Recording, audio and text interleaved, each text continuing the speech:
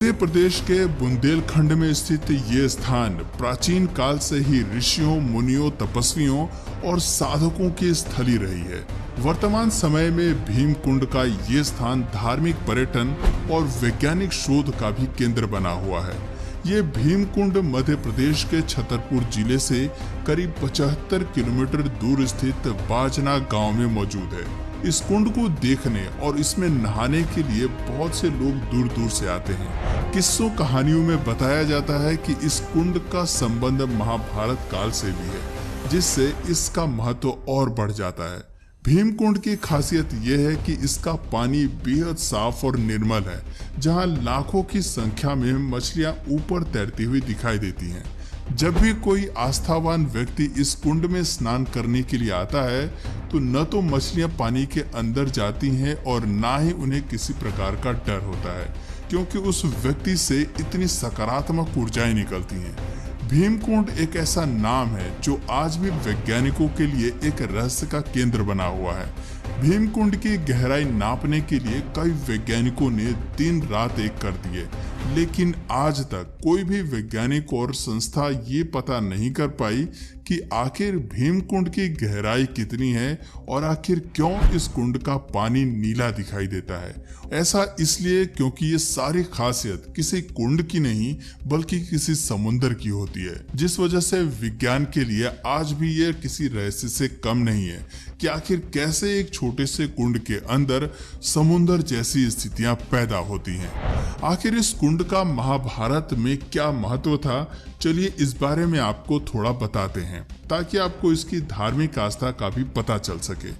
दरअसल ऐसा माना जाता है कि पांडव जब अज्ञातवास में रह रहे थे तब उन्होंने अपना कुछ समय भीमकुंड के आसपास गुजारा था, क्योंकि ये पूरा इलाका पथरीला है और चारों तरफ पहाड़ियां हैं, इसलिए यहाँ कोई आता जाता नहीं था।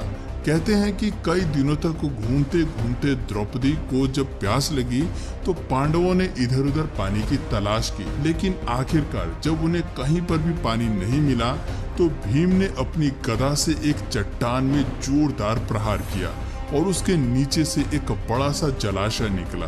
मगर उस जलाशय के अंदर जाने के लिए कोई रास्ता नहीं था और इसलिए अर्जुन ने अपने बाणों का प्रयोग करते हुए वहां एक रास्ता बनाया और इस तरह न सिर्फ द्रौपदी ने बल्कि पांचों पांडवों ने भी अपनी प्यास बुझाई।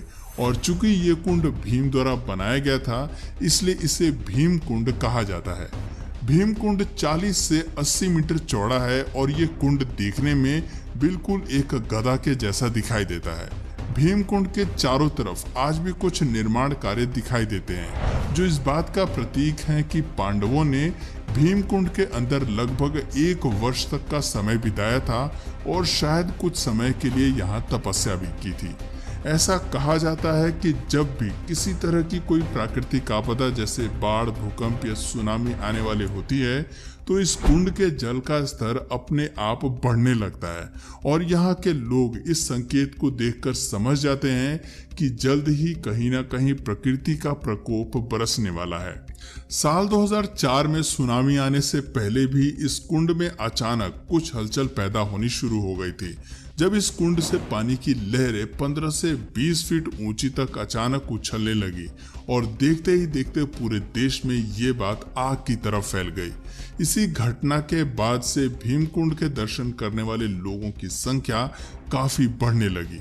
कुछ दिनों बाद देश विदेश की मीडिया और दुनिया भर के वैज्ञानिक भी यहाँ पहुँच गए, जिसके बाद भीमकुंड पर शोध शुरू किए गए कि आखिर कैसे इस कुंड में समुद्र की तरह हलचल हो रही है।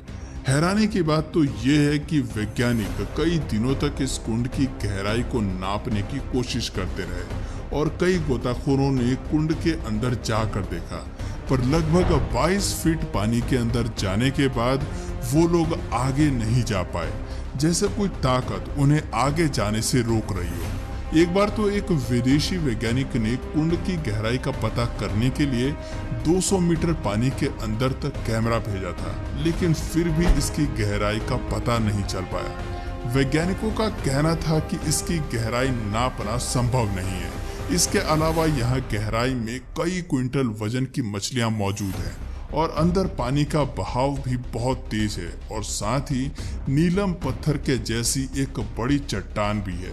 वैज्ञानिकों ने अपनी रिसर्च में आगे बताया कि जो मछलियां इस कुंड के अंदर मौजूद हैं, ठीक वैसे ही मछलियां समुद्र की गहराई में पाई जाती हैं। तो कहीं ना कहीं इस कुंड का संबंध समुद्र से मिलता जुलता है। कुछ समय बाद जब नेपाल और जापान में भूकंप आया, तब भी इस कुंड का जल स्तर अचानक से बढ़ने लगा था, जिससे ये कंफर्म हो गया कि प्राकृतिक आपदाओं से इस कुंड का कोई ना कोई तो संबंध जरूर है। इस कुंड के पास में एक गुफा भी बनी हुई है, जिसमें शंकर जी का शिवलिंग विराजमान है।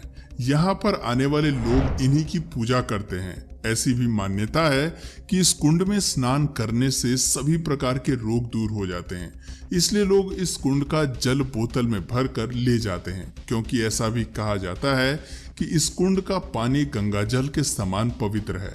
ऐसा कई सालों में देखा गया है कि गंगा के जल की तरह ही भीमकुंड के जल में भी कभी कीड़े नहीं पड़ते, बल्कि हिमालय पर्वत से कोई भी संबंध न होने के बावजूद इसका जल हिमालय से निकलने वाली गंगा की तरह ही मिनरल वाटर जैसा होता है।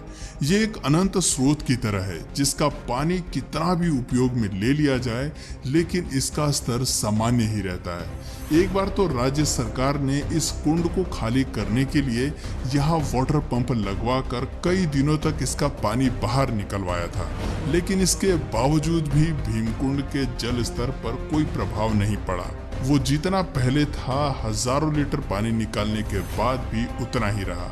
आमतौर पर ठहरा हुआ पानी गंदा हो जाता है, लेकिन भीमकुंड का पानी ठहरा हुआ होने के बावजूद भी बिल्कुल साफ और पारदर्शी है, इसलिए लोग इसका प्रयोग पीने के लिए करते हैं। इस कुंड के अद्भुत जल के विषय में एक और चीज कही जाती है कि चाहे पीने वाले व्यक्ति को कितनी भी प्यास लगी हो, अगर इस कुंड का मात्र 3 बूंद जल भी उसने ग्रहण कर लिया तो इंसान की पूरी प्यास बुझ सकती है।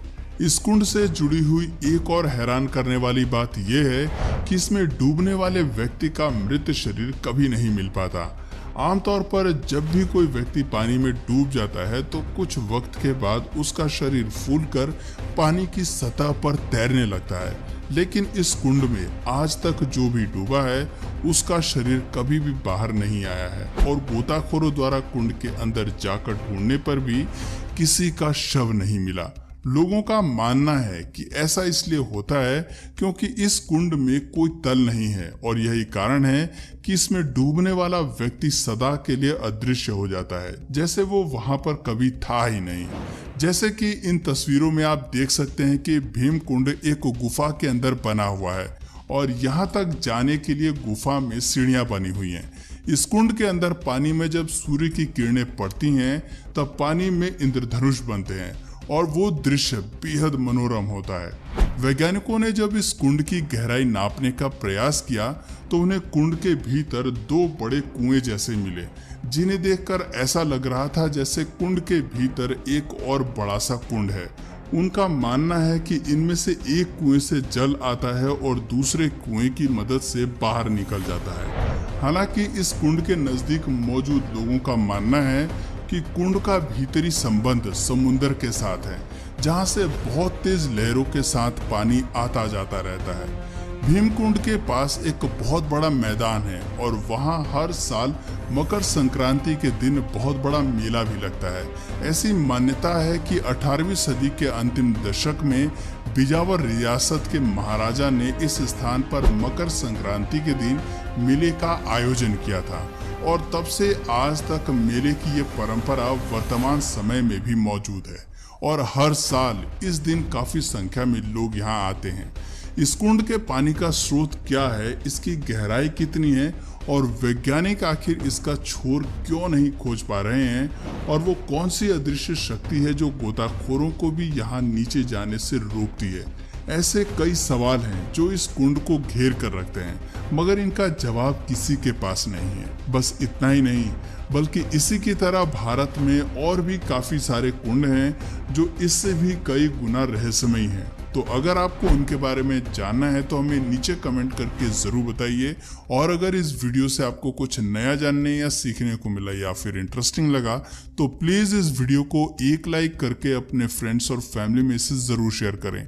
और यदि आप इस चैनल पर नए हैं तो प्लीज़ इस चैनल को सब्सक्राइब करके बेल नोटिफिकेशन आइकन को ऑन कर लीजिए ताकि हमारे आने वाले वीडियोस आप मिस ना करें। मिलते हैं फिर किसी वीडियो में नए टॉपिक के साथ।